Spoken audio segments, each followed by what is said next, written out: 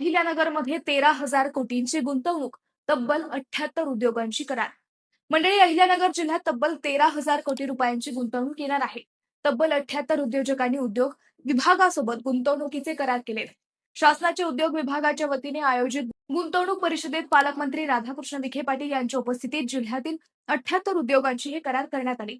या गुंतवणुकीमुळे जिल्ह्यात रोजगाराच्या नव्या संधी निर्माण होण्याची अपेक्षा आहे.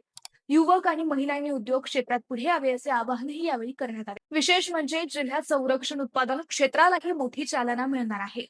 निबे समूहाच्या माध्यमातून जिल्ह्यात पहिला संरक्षण उत्पादन प्रकल्प उभारला जात आहे. भविष्यात बेलवंडी आणि हरेगाव येथेही संरक्षण उत्पादनाचे प्रकल्प सुरू होणार असल्याचे सांगण्यात आले. दरम्यान जिल्ह्यात कार्गो हब उभारण्याची शक्यता व्यक्त केली जाते. छत्रपती संभाजीनगर आणि पुणे या प्रमुख औद्योगिक पट्ट्यांना जोडणारे केंद्र म्हणून अहिल्यानगर पुढे येत आहे. शिर्डी विमानतळाचा विस्तार होत असून त्याच्या माध्यमातून भविष्यात माल वाहतुकीलाही चालना मिळू शकते. याशिवाय जिल्ह्यात सेमीकंडक्टर प्रकल्प आणण्यासाठी प्रयत्न सुरू असल्याची माहिती देण्यात आली आहे. म्हणजेच मंडळी, या सर्व घडामोडींमुळे हजारो तरुणांना रोजगार मिळून अहिल्यानगरचा औद्योगिक चेहरा मोठा बदलणार हे नक्की. तुमचं मत काय? कमेंट करा.